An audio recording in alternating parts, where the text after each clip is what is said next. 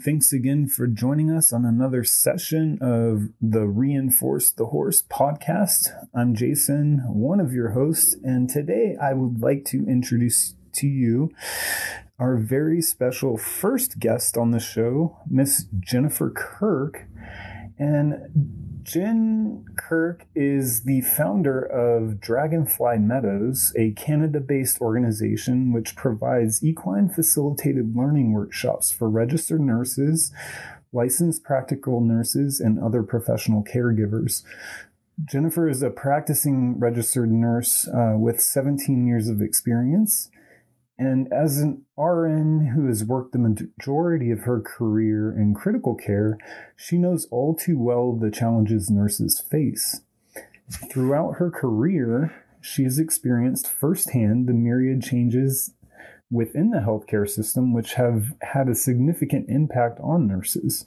These include increased workload, low morale, high turnover rates, moral injury, compassion fatigue, vicarious trauma, and poor work-life balance, to name a few. Jennifer desired to find a way to help nurses understand and manage the stressors of their chosen career. She completed her first equine facilitated learning workshop in 2012. She's a certified equine learning professional through Pro EFW in Canada. And she mentions a magazine article on compassion fatigue that was an aha moment for her, and she began offering equine facilitated learning workshops for nurses back in 2014. Jennifer lives in the beautiful Annapolis Valley of Nova Scotia, Canada, with her husband Scott, her miniature dachshund Dixie, and as well as her 3 miniature horses, Sugar, Captain, and Luna, and her full-size horse, Tinker and Annie. So without further ado, I'd like to bring on Jennifer Kirk. Jen, thank you for joining us this evening. And why don't you just go ahead and tell us a little bit about yourself, and we'll kind of take it from there. Oh, sure. I'm a registered nurse, and I live in Nova Scotia, Canada. So for everybody in the States that doesn't know where Nova Scotia is, it's on the east coast of Canada. It would be above Maine, kind of further out in the water. There's a show called Oak Island, and that is where Oak Island is. It's about an hour and a half away from me. So very cool. I know Canada is like really pretty country, but I've been seeing a lot of the pictures. Alyssa, have you seen those pictures that are coming up with they have like feet of snow all over the place, and we are like sharing our sunshine and like 60-degree weather. So I don't envy the snow, but it looks very beautiful in pictures for sure. Yeah. It's been, actually, we're having a cold snap here today, so I was thinking about you guys. It's minus 26 Celsius with the wind chill, so I think that works out to be 17. Right. In Fahrenheit, yeah. Oh, my goodness. That's cold. Yeah. And I cold. Personally am cold if it gets like under 80 degrees. Yeah, same here. So, yeah, we're on like sweatshirt and beanie cap here, and I think it's maybe like 40 or 50 something outside right now. Fahrenheit. Yeah. Yeah, so, that's t-shirt weather. Very cool. So we're here to talk about horses. Of course, this is the Reinforce the Horse podcast. So Alyssa, why don't you take it away and ask, the next question, see how we go with that. Alrighty. So what is your earliest memory that you have with horses? I was probably about 13 years old, 14 years old. Well, actually, maybe 12 or 13. And my dad had bought these 2 ponies, Sally and King, and they were both black little ponies. And we used to ride them. And my dad was very much a just make it work kind of thing. So you just got on the horse and went. There was no instructions given. We didn't have saddles. I think there was a bridle. I'm not really sure. So my earliest memory is being on Sally and one end of the field bareback, and King. My friend was on King, and he was at the other end of the field. And Sally decided she was going to King, and I ended up coming off as she got really close to King, and I had the wind knocked out of me. And so I just remember very vividly laying on my back, looking at the blue sky with the clouds. And, that, I don't know if you've ever had the wind knocked out of you. It's a really unpleasant feeling. Yeah. So that's kind of my first memory. Yeah. Very cool. So, bareback and bridleless, so AKA a naked ride. I'm sure there was a halter on or some sort. Or like he wouldn't just let us. Something like that. But something. But there wasn't. So, do you think, like, now looking back on that, like, do you think that was like totally insane, or do you ride bareback these days, or what is your preferred method? So would I do that again as a 13-year-old? Probably not. Dad did get me to ride again, so we did do some rides after that, but I rode King, and we would go like for long rides up through the hills, and I'm sure it was just a bridle. And then just bareback, and Dad was bareback as well. I have ridden my mare Annie bareback, and I enjoy riding her bareback. I don't go out cross country on her bareback, and I wear a helmet now. We didn't have helmets back then.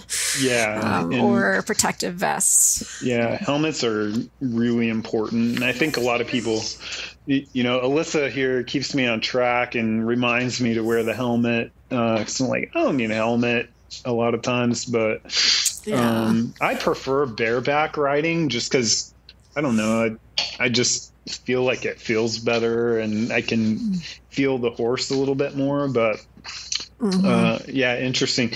Definitely can see where, if you have to bail, you're going to bail pretty quick bareback as opposed to in a saddle.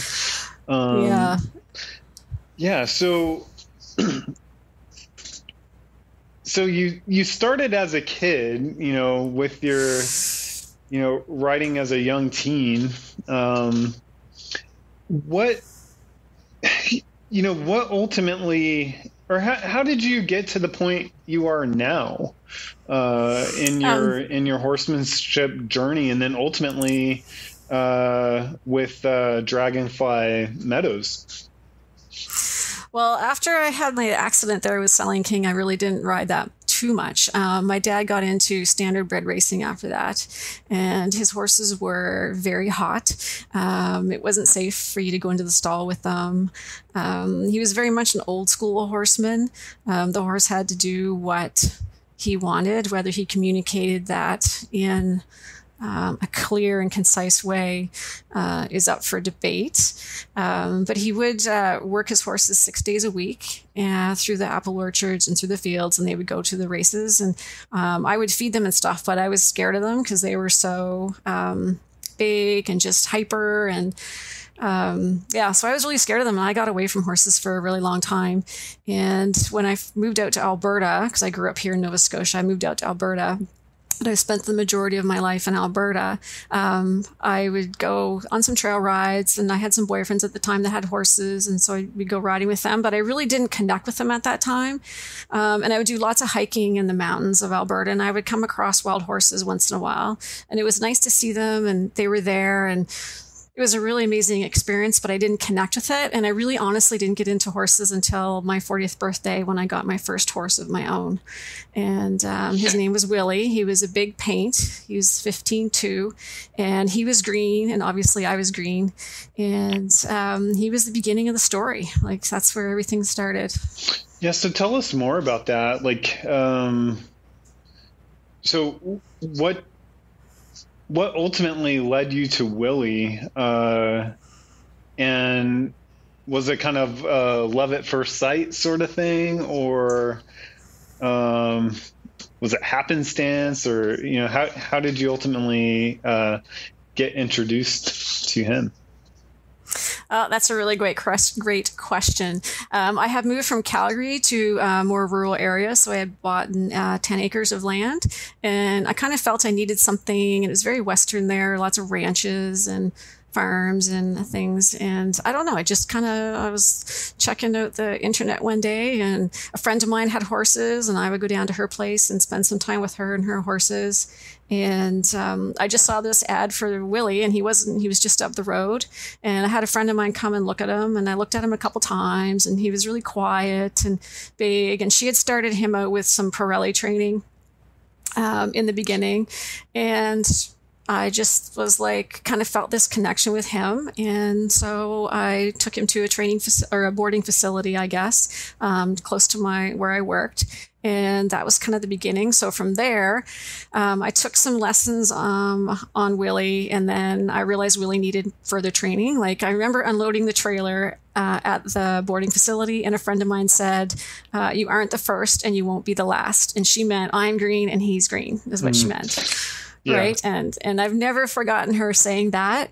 And like I said, I really realized that I needed to learn more with horses. So I ended up taking riding lessons at a trainer's place. And my lesson horse was Annie, who's my saddle horse now. And so Willie subsequently went down there for saddle training as well. And I really, really enjoyed him. He taught me a lot. I remember trying to pick his feet up, spending hours trying to pick his feet up, and he just would not let me pick his feet up. And, all those things the horses do, and they wouldn't get on the trailer. So he's a kid's horse now, still in Alberta. So he retired out as a kid's horse. And very cool. he's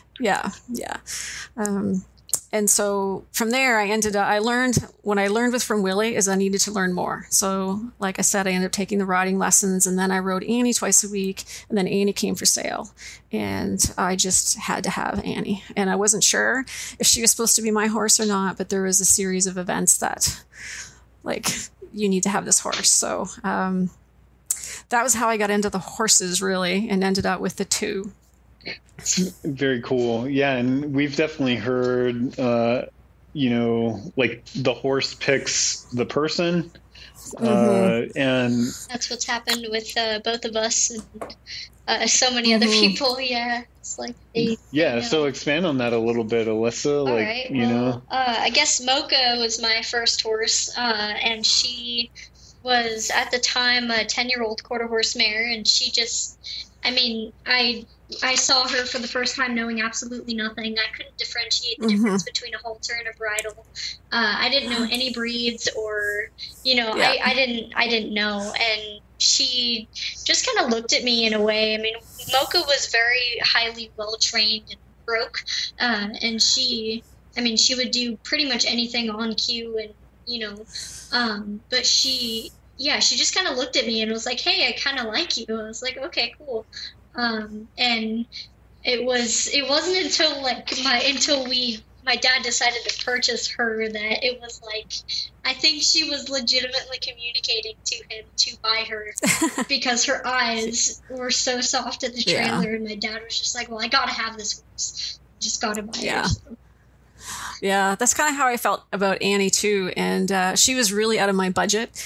And what happened was, do you guys know who Anna Twinney is? No, I've never heard of it. Okay, she's a horse whisperer type person in the States. So what happened was Annie had come for sale, and her sister Dee Dee had come for sale, and there's a guy coming to look at both of them, and he was going to pick one of them, right? And Annie was the horse I've been riding for a year, twice a week for lessons, and had done like trail rides with her, cattle drives with her, and I just really, really liked her. And so I told John I was really interested in Annie, and he was going to let me know. So what happened was I was listening to a podcast, an Anna Twinney podcast on the Wednesday night, and then I went to work on Thursday morning, and my friend Anna was the charge nurse. And then my friend Annie, who worked in the emergency room, came upstairs to the ICU where I was working to tell me about something. And then there was another Annie. I think my patient's middle name was Anne. Wow. That day. So that's like the entire universe. I know. So the entire universe is tapping me on the shoulder, right? And so anyway, I checked my email that morning to see what, like after Annie came up from the emergency department. I checked my email, and John sent me a note and said that he was going to take Dee Dee and that Annie was mine if I still wanted her. So very cool. And he let me make payments on her, so that was really... That's really cool. Yeah. Special. Yeah, so she was meant to be mine, and we had some really great rides in the Rockies, and I used to compete a little bit with her on the Cowboy Challenge, and she's just a horse that takes care of you. I love that. Yeah, we've found that's a really interesting concept. Like, I found personally, like, the horses, they are so in such a short period of time. So, like, we've only been in and around horses for a few years now, and they've revolutionized my life in so many ways, emotionally, physically, spiritually, mentally, all the LY words, right?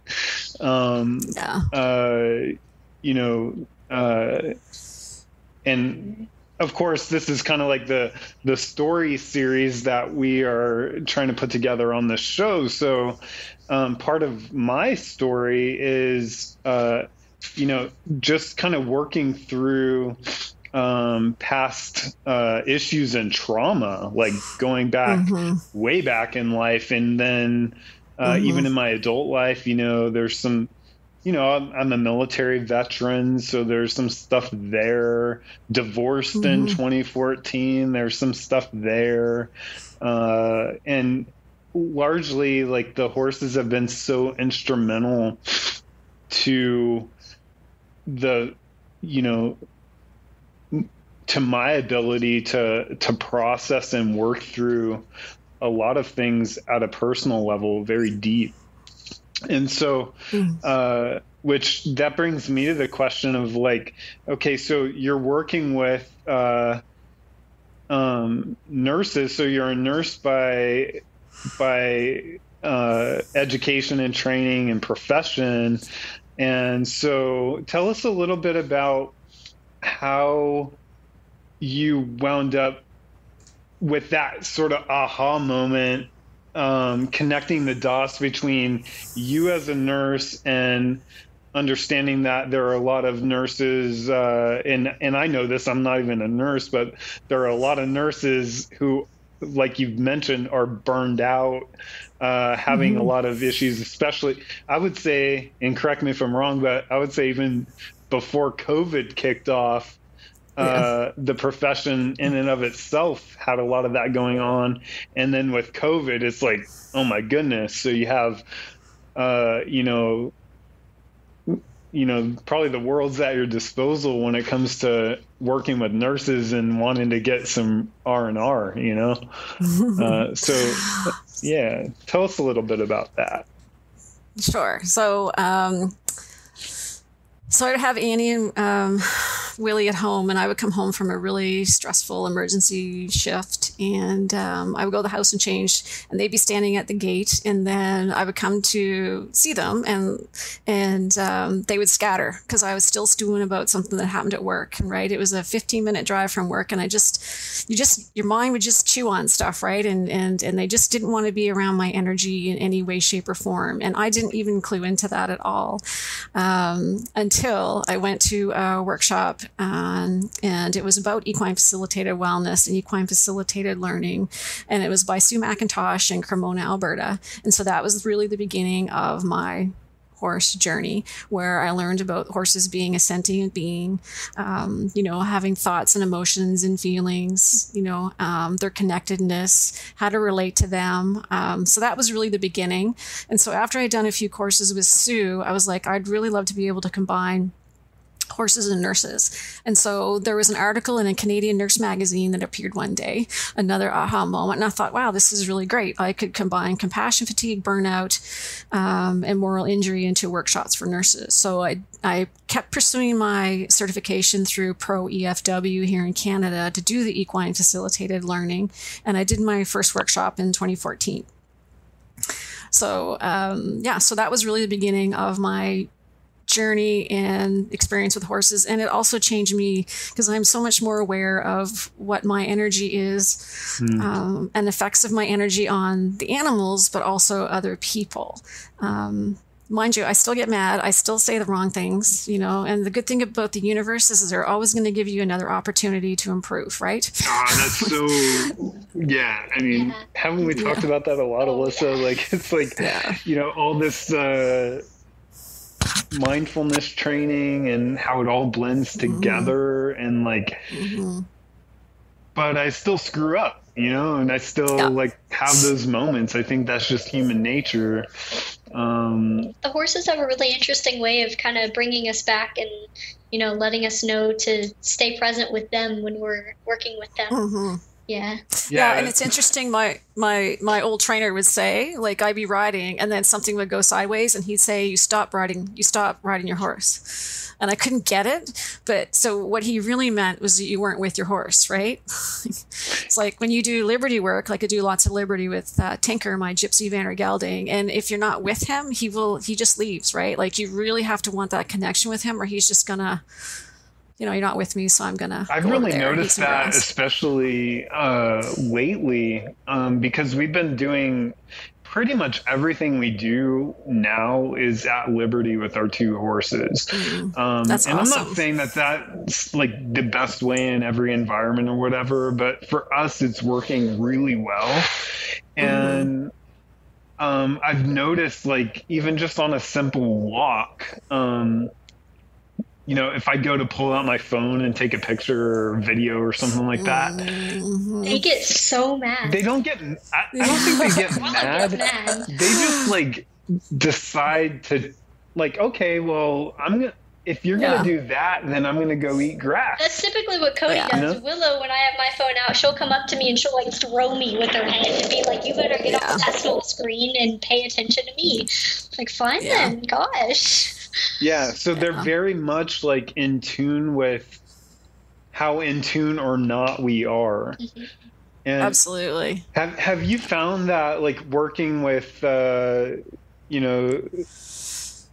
you stated, like the burnt out nurses, like, do you feel like they roll up to a session or whatever that you have going on with them, and you have to kind of train that for the human to, like, do you do some mindfulness training or allow them to kind of get connected with that? Yeah. I do, yeah. So the first exercise I do is called meeting over the fence. So we do a little talking about mindfulness and how important it is. And then you meet the horse over the fence, and you're not allowed to touch the horse or speak to the horse. And you just observe the horse. So that's the first exercise. And then how you do long does that exercise last? It depends on the horse. It depends on what's going on. Like usually I have an indoor arena that I rent. And so I'll have like a string up because Tinker can be very curious. And so I have a string up, and he, sometimes I'll be there and everybody will be standing there quietly observing the horses, and they'll be way over on the other end of the arena. And I'll be like, oh, you guys come on over here and say hi. Come over here and say hi. Right.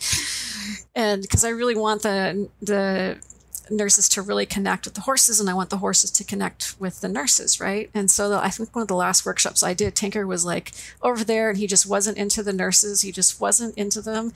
And then eventually he came around and he went and met each one down the line and said hello, right? And then Annie came and met each one down the line. Oh, that's so cool. It's really interesting because then we look at like which sense was the strongest? Like, did you want to talk to the horse? Did you want to touch the horse? Could you smell the horse? So we talk about the various senses and stuff. So it's really interesting. And what's really interesting is everybody wants the horses to like them.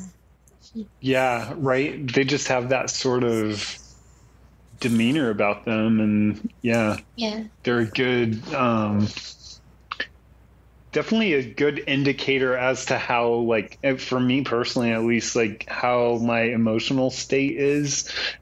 Like, if I feel them, like, kind of pushing me away, I'm like, all right, well, I got to step back and check that and see, like, and 99.9%, if not 100% of the time, there's something that I'm thinking about, be it subconsciously or, and so I deal with that, and then they're cool, and then they open back up. But is that like that for you too, Alyssa? Yeah.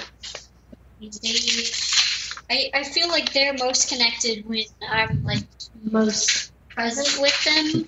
I'm like sitting with them, just like when she's the only, she is on the top of my mind. There's nothing else that matters at the moment. And the moment I think about how hungry for breakfast I am, they're just like, no, I don't really want to be with you anymore. But yeah. So I've learned, like, from horses is to really check myself, like from the person who used to just stew about something that happened at work and go into the field and stuff. So I really, I have a delete button. So when I leave work now, I just press the button as I'm walking down the stairs, and I just leave everything at work. Nice. And none of it comes home, right? And I check myself at the gate and make sure that that I'm ready to be around the horses. And sometimes, they don't want to be around me. And it's like, I used to be really, the old me would have been, oh my God, like, I'm going to make you do this. And now it's like, okay, like, I get it. Some days you don't feel like hanging out with another friend either. So it's okay. Yeah, that's one of the like epiphanies that I've had recently is like, we as humans, and I'll probably ruffle some feathers, so to speak, like making this comment. I think we as humans like often inject our own expectations and like what we desire to get from any particular relationship. We inject that or project that onto the other party of the relationship. And so I've noticed like a lot of people, and we haven't had a lot of people over, but people who have interacted with our horses on our property, they'll come up and just like, pat the horse and like, and it's like, they have absolutely no understanding or awareness as to like what they're doing. And Alyssa and I've talked about that in a way of like, a lot of times it's equivalent to us just like running up to somebody and like bear hugging them, and like, I would hate if somebody did that to me. I'm not a hugger type person. And so like, it's really given me like an opportunity to like become really aware as to how I just am as a human being. And I think that's what you're ultimately talking about. That's really cool. Be respectful to them when they say no. Yeah, and giving them the option to say no, and not just, cracking a whip, so to speak, and like, you're going to do this because I said, and I'm superior to you. So that's cool. What would you say is like your number one goal in your horsemanship journey right now? Well, right now, I've been doing lots of liberty with Tinker, so my ultimate goal is to get him to lay down. is one of them, and it's been a struggle, and he's not there yet, but we are so close. We're close, and it's just getting that last little bit, right? Yeah, and so that was actually like a really near and dear to my heart sort of trick. And personally, like not so long ago, I came across another training method, and it's not just for horses. It's called the trust technique, and it's by a guy named James French out in the UK, so across the pond there. And I actually stumbled upon it on a Facebook ad, and kind of fell in love with the process. And it's very, not to get off on a tangent on that, but in a very simple way to put it, it's just connecting your mindfulness with the animals, and it doesn't have to be horses. But where I'm going with that is in his videos, kind of like discussing like the techniques and whatever, he's got horses like laying their head in his lap, and he's just like petting them, and they're asleep. And so I was like, man, that'd be awesome if that, to have that connection with the horse, because we've all had that connection, I think, at some point with like a dog or a cat or something, the smaller domestic animals. But I felt myself kind of like wanting that so much, like to where I was like, all right, now it's kind of I'm trying to train a particular trick or something like that. And so what I wound up doing is just kind of backing up and letting it be. And just this past week, I had probably one of the most emotional experiences of my life. Wow. And I say that that's not an exaggeration. And I didn't approach, so my horse's name is Cody, and I didn't even approach him at all. I was just standing outside of his pen, and he ultimately, the way I interpreted like his energy and his communication was that he was ready to sort of let me know some of the trauma that he had been through. And that happened, and ultimately I found myself bawling my eyes out in his pen next to him, and he was standing up initially, and then I sat there on the ground, and a few seconds later he laid down. And oh wow, that's so beautiful. It was and then he went to sleep, and he moaned like he was like in a very deep sleep, and I fell asleep and woke up about a half hour later. Wow. And we both woke up, I think, at about the same time, and it was just like this eureka moment of like connection. And that was only like this past week, and the days after that, he's been connected to me like more than like a puppy, and so in James French and the trust technique, he talks a lot about that, where the animal that you're working with in that way will go into what he calls a healing sleep. And when they wake up, they associate you with that particular feeling. And I don't know, maybe,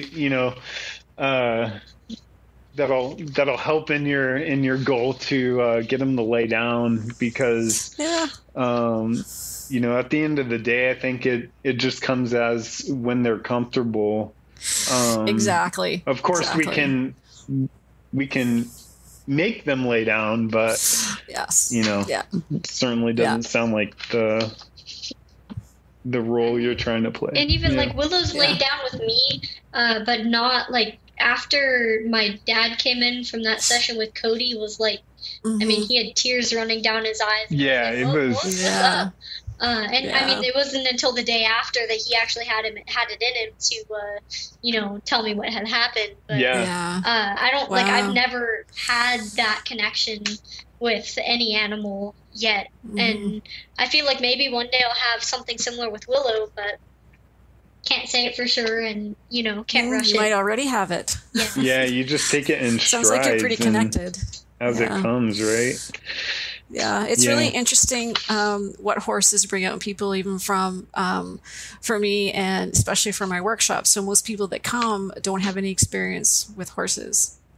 But most nurses are very intuitive and very in tune with healing. And there was one young girl nurse that came, and her name's Katie. And most people that come to me don't have any experience with horses at all, right? And I've got a few good stories about that, but I'm going to tell this one. So this is Katie. And so I have two horses that I use in the workshops, Annie, my quarter horse mare, and Tinker, the gypsy vanner. So I do some exercises on boundaries, and they're very simple. My exercise is very simple: leading, ground tying, and drawing a line in the sand and getting the horse to stay there. Like, very simple. There's no round penning in what I do. I don't like round penning. We don't either. We're taking ours out. Yeah. I don't think it's fair to put my horses in a round pen with someone that has never worked with a horse in that way. I just don't think it's fair for anybody, so I just don't do it. So anyway, so what was really fascinating from this 28-year-old nurse that had no experience with horses was, this was her interpretation. I feel like Tinker is interviewing me to see if I'm qualified to take care of him. Wow. That's beautiful. Right? Yeah. And she goes, I feel like Annie is going to take care of me. Right. And so it's like, no experience with horses, but yet very in tune with what's those two horses are all about. Yeah, with what's going on, right? Gosh. And it's just fascinating. It's fascinating what they bring out, right? And I don't interpret any of the experiences that my workshop participants have. What I do for the format is I give a little bit of a lecture. They have an interaction with the horse, whether it's meeting over the fence, leading, brushing, or just observing, and then they have some questions to reflect on, and then we have a group discussion, right? Very cool. So, so it's not for me to interpret their experience. Their experience is how they interpret it. So are these sessions, are they like a day long, or do you have people come to your property and stay for a while, or? I just do 1 day workshops for now. Yeah. One day I wouldn't mind having a couple day retreat, but that would probably be well on down the road given certain circumstances. Right. Yeah, that sounds really cool. So you had talked about wishing you had done like more liberty work. Now, is that something that you're continuing to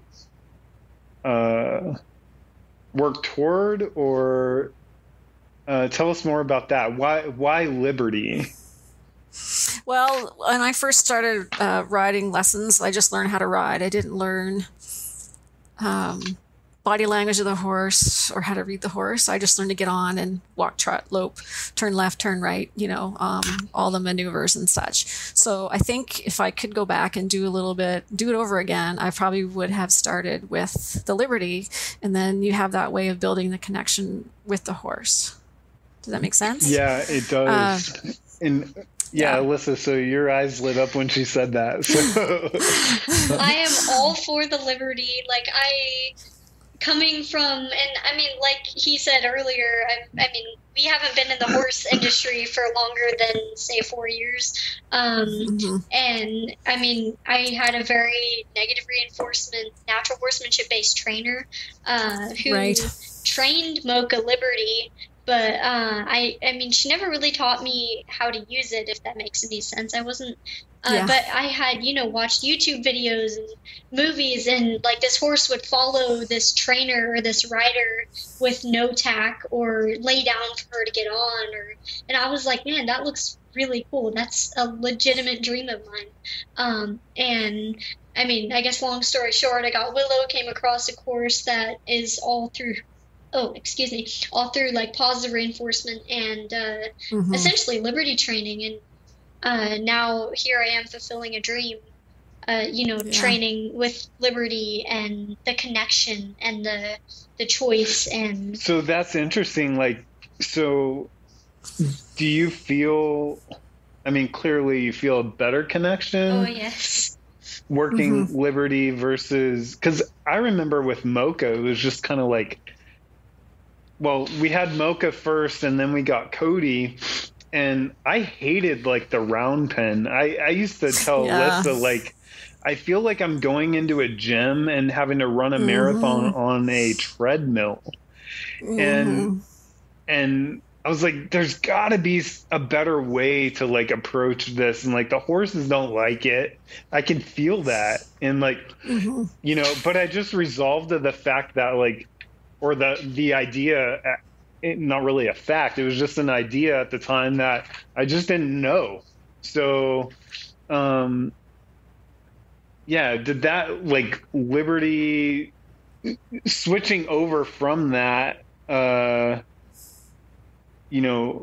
sort of more complex, structured environment to Liberty, how has that worked out for you, Alyssa? It's worked out really, really cool, actually, because Willow is a previously wild Mustang, and upon getting her, I had been online researching, reading, watching videos of training a Mustang, because I had this vision that it's a wild Mustang, and even though she was gentle, a gentle Mustang can still be dangerous, can still charge, can still kick, and bite, and all these other, and so upon getting her, it was I have to use all these natural horsemanship techniques because I don't know anything else. And it wasn't until actually a week or so after Willow came home, so I had started working with her a little bit on the natural horsemanship stuff, that we came across Mustang Maddie, and there she taught.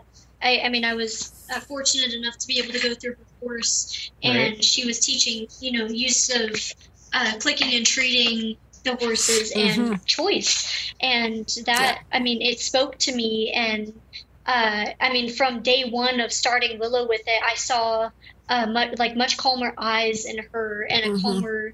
Her head was lower more. And then she wanted to be with me. I would walk in this wild Mustang's pen month after having her, and she'd come up and be like, "Hey, how's it going? You can pet me." And I've never Mocha never did that. When I would walk in Mocha's pen, Mocha would just about turn her butt toward me, and not to be disrespectful, if you will, but just because she didn't like being with me. I made work hard on her, it's and so now I feel I smile more. I'm not agitated. Because my horse is comfortable with me, and she craves being with me. I am her lead mare, which is that makes me feel awesome. I bet it does. But the transformation is I don't know. I've loved the Liberty work. The freedom. I think that's the way to really connect. And I know there's a lot of people out there who clearly have been brought up in the more ingrained traditional ways, the breaking a horse method, even natural horsemanship in a lot of ways Alyssa and I talk about it a lot. We kind of scratch our heads as to the term natural. It just, there's a lot that doesn't feel natural. Even if we had just observe how they are in the wild, it's we were just talking about that today, right? A lot of natural horsemanship is only picking a very small percentage of their actual natural behavior and then kind of tagging it with, this is natural because the whips and the force and the pressure and the round. Interesting. So, be it that this is Reinforce the Horse podcast, we, crafted a question about, what is your favorite way of reinforcing your horse? And it sounds like you have a pretty thorough understanding of what your horse is when it comes to reinforcing them. So tell us more about that. Well, I'm going to talk about Tinker. So I've been taking him to Jim Anderson's clinician that comes to Nova Scotia every year. And I did some of Jim Anderson's clinics in Alberta. And he's very well known. And so Tinker has been going to Jim clinics for 5 years. And so this last year that I took him this past fall, Jim was saying how he could see a big change in Tinker, and he seemed like he was a bit of a different horse. And then I just said to Jim, I said, it's not him. I said, it's me. I said, I've changed. That's so cool. What I learned, so what I learned from Jim is that so my way of reinforcing the horse is you work with them at least 3 consecutive days. So you don't just work with them something on Monday and then Thursday afternoon and then Saturday morning. To make it fair to the horse, you have to make it consecutive, right? So I look at my work schedule, and if I can fit 3 days in a row where I can work on something getting him to, I'm trying to get him to shake his head no right now, is our thing. I will try and do that, right? And then, so I just have to commit to that it's going to be the 3 days in a row, because I don't want to do 2 days and lose the third day, because then I have to start all over again the next set. Does that make sense? Yeah. Right? Yeah. And then if I don't have any 3 days in a row, I just kind of generally review things that we've done already, right? He loves peppermints. You bring out the peppermints and he starts doing every trick he knows how to do. Are you talking like candy canes or like peppermints? They're called English peppermints here. Yeah. Yeah, send me your address and I'll send you a bag. They're magical. They're amazing things. Right they on.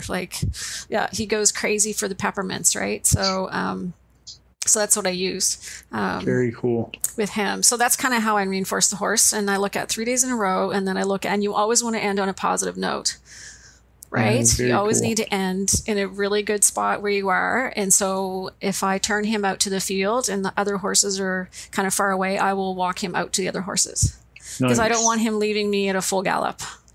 Yeah, so you don't necessarily mean like training has to go perfect, but you mean just like the end result is that ultimately they get a nice dopamine response in their brain, right? Yeah. Yeah, exactly. Yeah. Right on. Yeah. And so like the biggest thing for me is the 3 days in a row and then end on a positive note. And then, because however you leave it is where they remember it, I think. Yeah. Right. So if you get really mad and you have a big argument with them, that's kind of where you left it, right? But if you have your argument and then you make up, if you make really up and be friends after that. That's really, I mean, that's what my trainer has talked about, Maddie. I mean, so she's talked about that quite frequently.